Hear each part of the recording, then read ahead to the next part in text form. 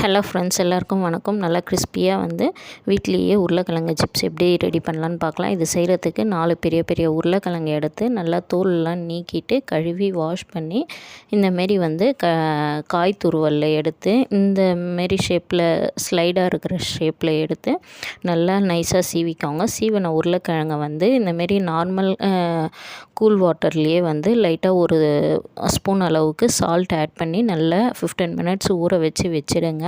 இதை அப்படியே ஊறினோடனே 15 மினிட்ஸ் கழித்து இந்தமாரி ஒரு காட்டன் பிளேட் துணி போட்டு அதில் நம்ம ரெடி பண்ணி வச்சுருந்த உருளைக்கிழங்க ஃபேன் காற்றுல ஒரு 10 நிமிஷம் போல் நல்லா காய வச்சுடுங்க. காயஞ்சதுக்கப்புறம் எண்ணெயில் ரொம்ப ஹீட் ஆகக்கூடாது, லைட்டாக எண்ணெய் ஹீட் ஆகிட்டோடனே நம்ம எடுத்து வச்சுருந்த உருளைக்கிழங்கை போட்டு நல்லா ஃப்ரை பண்ணி எடுத்துன்னு மேலாப்பில் சில்லி பவுடர் ஆட் பண்ணோம். வீட்டிலே ரெடி பண்ண உருளைக்கிழங்கு சிப்ஸ் ரெடி. ஸோ நீங்களும் இதை ட்ரை பண்ணி பாருங்கள்.